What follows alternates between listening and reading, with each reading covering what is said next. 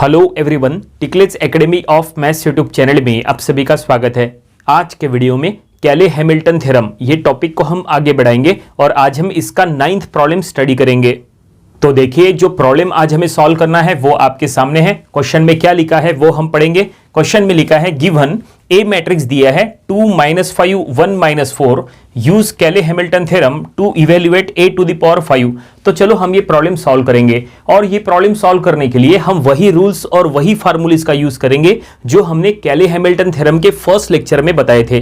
तो अगर आपने वो फर्स्ट लेक्चर नहीं स्टडी किए हैं तो आप यहाँ से स्टडी कर लीजिएगा, उससे आपका कैले हैमिल्टन थ्योरम का पूरा बेसिक कॉन्सेप्ट क्लियर हो जाएगा। वो वीडियो का लिंक हमने आज के वीडियो डिस्क्रिप्शन में भी दे दिया है। तो चलो ये प्रॉब्लम हम सॉल्व करना स्टार्ट करते हैं। कोई भी कैले हैमिल्टन थ्योरम का प्रॉब्लम सॉल्व करते समय सबसे पहले आपको कैरेक्टरिस्टिक मैट्रिक्स तैयार करना होता है, फिर कैरेक्टरिस्टिक इक्वेशन तैयार करना होता है, फिर कैरेक्टरिस्टिक पॉलिनोमियल तैयार करना होता है, फिर आपको कैले हैमिल्टन थ्योरम का जो कैले हैमिल्टन थ्योरम है वो अप्लाई करके प्रॉब्लम को कंटिन्यू करना होता है। ठीक है, तो यहां पे हम क्या करेंगे, सबसे पहले कैरेक्टरिस्टिक इक्वेशन तैयार कर लेंगे। कैरेक्टरिस्टिक मैट्रिक्स तैयार करना जरूरी नहीं है, डायरेक्टली आप कैरेक्टरिस्टिक इक्वेशन से स्टार्ट कर सकते हैं, कोई दिक्कत नहीं है। तो सबसे पहले एक काम करेंगे, जो गिवन ए मैट्रिक्स है वो हम यहां लिख लेंगे। तो गिवन ए मैट्रिक्स जो है वो 2/2 फॉर्म में दिया है, तो ये हम एज इट इज लिख लेंगे। 2 - 5 1 - 4 ऐसे उसके एलिमेंट्स है। और इसका ऑर्डर क्या है, तो इसका ऑर्डर हम इसके साइड में लिख लेंगे 2/2। इसमें 2 रोज एंड 2 कॉलम्स है। तो चलो सबसे पहले तैयार कर लेंगे कैरेक्टरिस्टिक इक्वेशन। तो हम यहां लिख लेंगे Therefore characteristic equation is, characteristic equation का स्टैंडर्ड फॉर्म ऐसा होता है, दैट इज डिटरमिनेंट में a - λi इक्वल टू 0। ये आपको ऐसा मॉड में लिखना होता है, a - λi इक्वल टू 0, ये स्टैंडर्ड फॉर्म है। तो ऐसे में हमें क्या करना है, ये जो a मैट्रिक्स है, ये a मैट्रिक्स के सिर्फ जो डायगोनल एलिमेंट्स हैं, ठीक है, सिर्फ डायगोनल एलिमेंट्स में आपको -λ करना है। मतलब यहां जो 2 है लिखते समय यहां 2 - λ करना, यहां -4 है तो यहां लिखते समय -4 - λ करना। बाकी जो नॉन डायगोनल एलिमेंट्स है वो एज इट इज रहेंगे। तो ये देखो, और ये आपको डिटरमिनेंट में लिखना है। ये देखिए इस तरह से, ये देखिए ये डिटरमिनेंट में, और एलिमेंट्स क्या है 2 - 5 1 - 4। तो लिखते समय 2 - λ देन -5 देन 1 एंड -4 - λ। ये देखिए, ये हमने कैरेक्टरिस्टिक इक्वेशन यहां तैयार कर रहे हैं। ये हमने मॉड में लिख लिया है, ये गिवन मैट्रिक्स को यहां पे, और यहां पे सिर्फ हमने डायगोनल एलिमेंट्स में यहां पे चेंजेस किए हैं, दैट इज 2 - λ -4 - λ ऐसा करा है। और अब हम इसको सॉल्व करेंगे। इसको सॉल्व करने के बाद हमें कैरेक्टरिस्टिक पॉलिनोमियल मिल जाएगा। तो चलो इसको सॉल्व करेंगे। अब इसको सॉल्व करने का तरीका बिल्कुल सिंपल है, जैसे आप नॉर्मल कोई डिटरमिनेंट सॉल्व कर लेते हैं, बिल्कुल वैसा ही इसको सॉल्व करना है। तो ये दोनों का मल्टीप्लिकेशन माइनस ये दोनों का मल्टीप्लिकेशन, ठीक है। तो सबसे पहले हम ये दोनों का मल्टीप्लिकेशन कर लेंगे, तो ये हम यहां लिख लेंगे आगे, ठीक है। तो 2 - λ देन -4 - λ, और फिर ये दोनों का मल्टीप्लिकेशन माइनस के साथ, तो वो हो जाएगा +5 इक्वल टू 0, ठीक है। ये दोनों का मल्टीप्लिकेशन माइनस ये दोनों का मल्टीप्लिकेशन कर लिया। अब इसको सॉल्व करो, तो देखो सॉल्व करने के बाद क्या आता है, तो ये 2 से मल्टीप्लाई करो इधर के ब्रैकेट को, तो ये हो जाएगा -8 -2 λ। उसके बाद -λ से यहाँ दोनों टर्म को मल्टीप्लाई करो, तो ये +4 λ +λ², और ये +5 एज इट इज है इक्वल टू 0। तो ये इक्वेशन क्या बनेगा, सो देयरफॉर λ² और ये +2 λ, ठीक है। देन -8 +5, तो ये हो जाएगा -3 इक्वल टू 0। तो ये देखिए, ये हमें क्या मिला, ये हमें कैरेक्टरिस्टिक पॉलिनोमियल मिल गया, ठीक है। और अब हमें क्या करना है, अब हमें यहाँ पे कैले हैमिल्टन थ्योरम अप्लाई करना है। तो चलो हम यहाँ पे लिख लेंगे, सो देयरफॉर बाय कैले हैमिल्टन थ्योरम, बाय कैले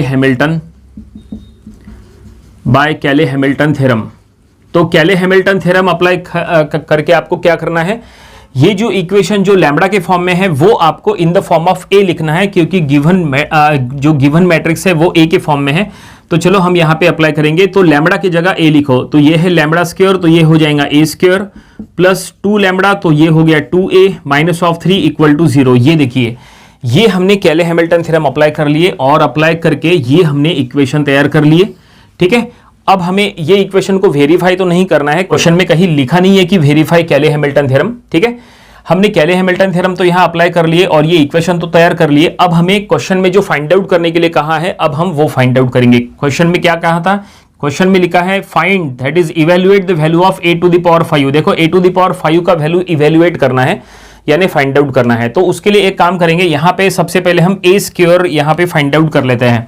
तो यहाँ से a स्क्वायर अगर आप फाइंड आउट कर लेंगे तो क्या होगा, तो ये जो -3 है इधर शिफ्ट करो तो +3 हो जाएगा, ठीक है।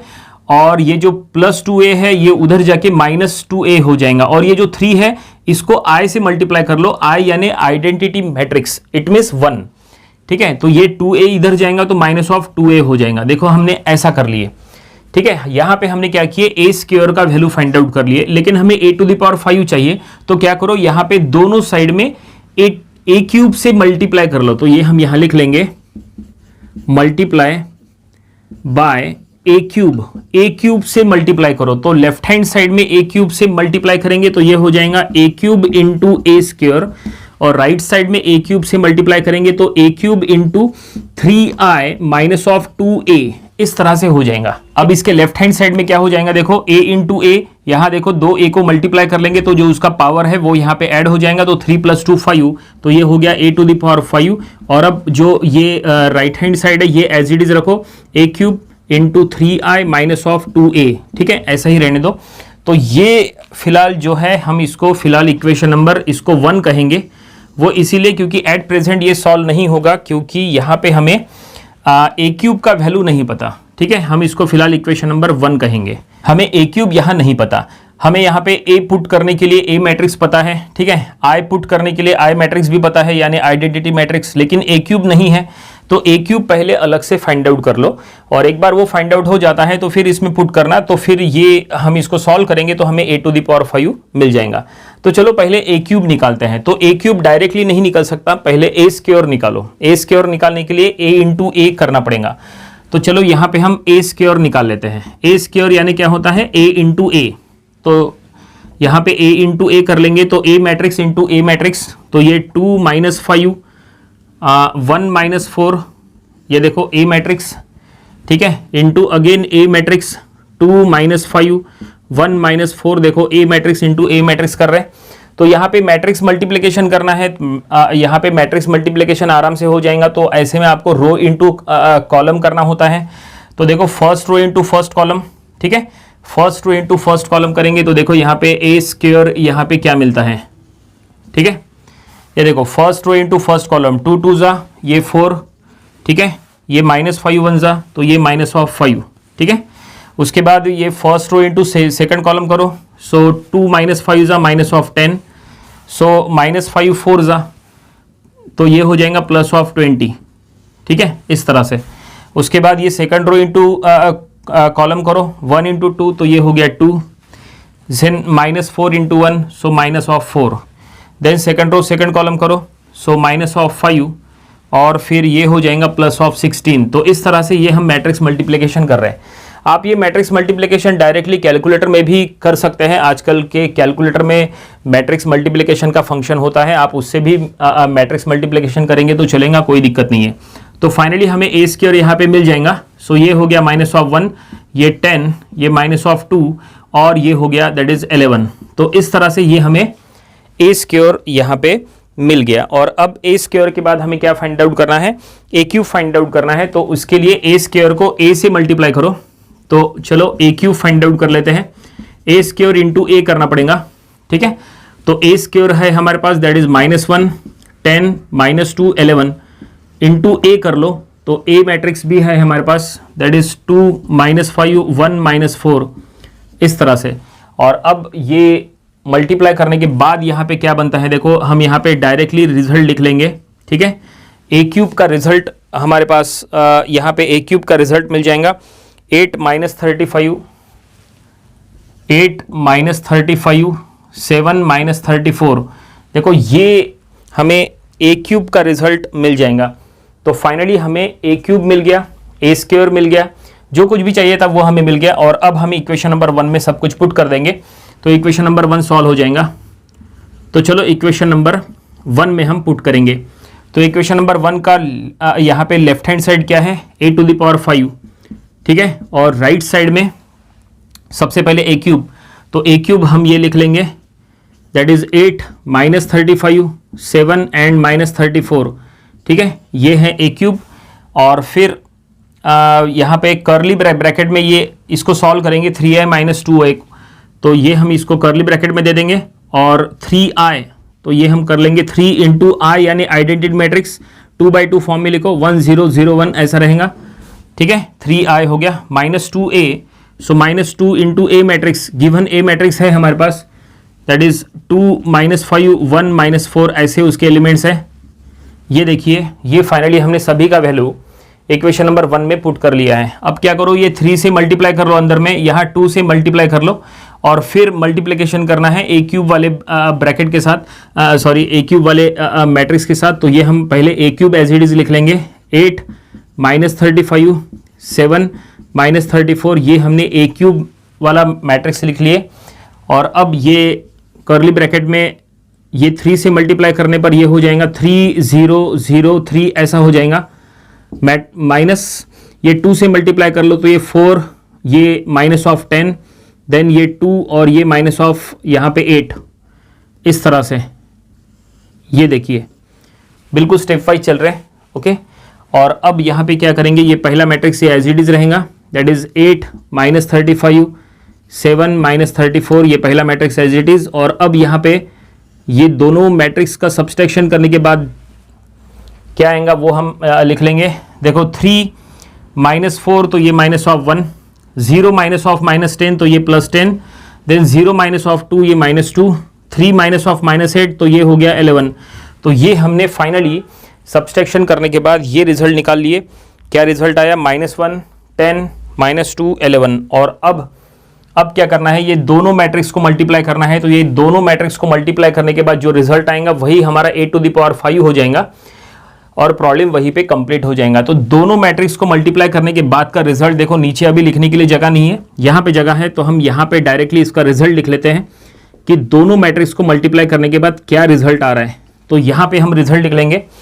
तो रिजल्ट आ रहा है दैट इज 62 -305, 62 -305 ऐसा है। ये हमने ऑलरेडी रफ में सॉल्व करा के रख लिया है, इसलिए हम डायरेक्टली आंसर लिख पा रहे हैं। 61 -304, 61 -304, तो ये हमने a⁵ यहाँ पे फाइंड आउट कर लिए। क्वेश्चन में कहा था evaluate the value of a⁵, तो हमने a⁵ फाइंड आउट कर लिया। देखो ये रिजल्ट आया है a⁵ का, ये जो ब्रैकेट, ये जो लास्ट जो मैट्रिक्स है यही है a⁵। और फाइनली प्रॉब्लम यहीं पे कंप्लीट हो गया। अगर आपको इसको क्रॉस चेक करना है तो आप इसको क्रॉस चेक कर सकते हैं। क्या करना है, देखो क्रॉस चेक करने के लिए अगर आपको कैलकुलेटर में क्रॉस चेक करना है कि जो आपने सॉल्व किए हैं वो बिल्कुल सही है कि नहीं, तो आपको a⁵ निकालना है ना। तो ऐसे में देखो क्या करो, a क्यूब, देखो a क्यूब का मैट्रिक्स है आपके पास, ये देखो ये a क्यूब है और ये a² है, ठीक है। क्या करो, कैलकुलेटर में directly a cube into a², ये दोनों मैट्रिक्स को मल्टीप्लाई करो कैलकुलेटर में, तो आपको तुरंत ये वाला मैट्रिक्स मिल जाएगा और आपका क्रॉस चेकिंग हो जाएगा कि आपने जो सॉल्व किए हैं वो बिल्कुल करेक्ट है कि नहीं। समझ गए, एग्जाम में ये चेक करना आना चाहिए, उसके लिए कैलकुलेटर में मैट्रिक्स कैलकुलेशन किस तरह से करते हैं वो पता होना चाहिए। तो आप a क्यूब इंटू a² को मल्टीप्लाई करके ये चेक करो तो बिल्कुल यही आंसर आएगा। तो फाइनली ये गिवन प्रॉब्लम को हमें सॉल्व करना था बाय यूजिंग कैले-हैमिल्टन थ्योरम, a⁵ का वैल्यू निकालना था। तो ये हमने कैले-हैमिल्टन थ्योरम से प्रॉब्लम सॉल्व कर लिए, प्रॉब्लम यहीं पे कंप्लीट हो गया। उम्मीद करते हैं कि ये प्रॉब्लम आपको समझ में आया होगा। ये प्रॉब्लम आपको अपनी प्रैक्टिस बुक में जरूर सॉल्व करके देख लेना चाहिए। ये था कैले-हैमिल्टन थ्योरम, ये टॉपिक का प्रॉब्लम नंबर 9। इसके पहले जो हमने इसके 8 प्रॉब्लम्स लिए थे वो भी आपको स्टडी कर लेना चाहिए और इसके आने वाले दिनों में हम इसके और भी नंबर ऑफ प्रॉब्लम्स कवर करेंगे ताकि इसकी और अच्छे से प्रैक्टिस हो जाए। तो मिलते हैं नेक्स्ट वीडियो में। Thank you very much.